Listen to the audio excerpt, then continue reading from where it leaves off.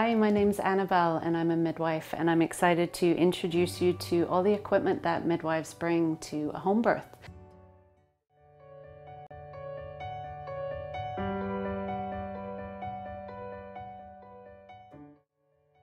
So in the early part of labor, we're going to be assessing your vital signs.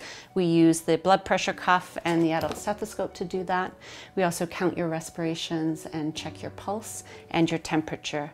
So all of this is our vital signs equipment that we do use to monitor you throughout that labor and birth and into the postpartum. And to check in on your baby, we use a handheld ultrasound called a Doppler, and this allows us to really hear your baby's heartbeat well, which reassures us that if the baby's tolerating labor, then all is well. It also alerts us to any potential complications, which is great.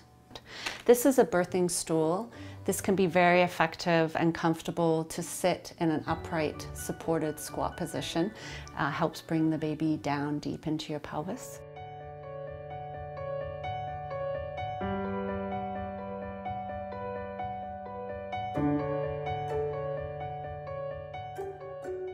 Here is our delivery kit and our suture kit. This is actually autoclaved by a third-party facility, and it meets the infection prevention and control measures and provincial standards. So I'm going to open it up, and in here we have all the supplies, the sterile supplies that we need for a birth and for suturing if you tear and we need to stitch you up. We have umbilical scissors to cut the cord, we have clamps to clamp the cord, and then these are our suturing materials here with sterile gauze.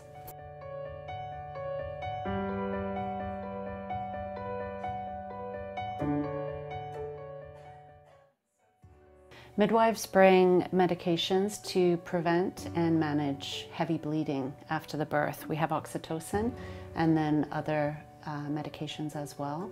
This is our medication kit. We also have antibiotics that we bring to labor and birth if necessary.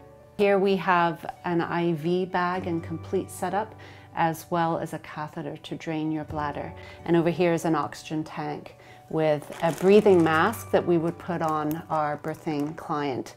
And again, these pieces of equipment are to manage heavy bleeding or some other emergencies during labor and birth.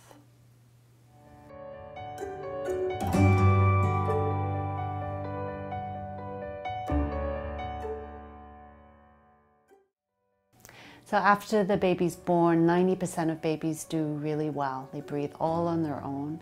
10% of babies need a little help along, so we dry, we stimulate the baby, and we rub the soles of the feet. Occasionally we need to move to suctioning some of the mucus out of their mouth and out of their nose, which is over here, the suction tool.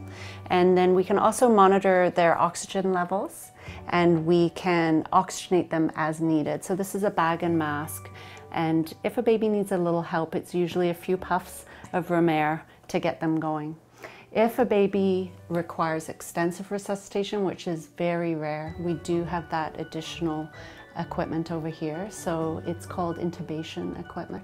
We also have umbilical catheter kit over here and newborn epinephrine.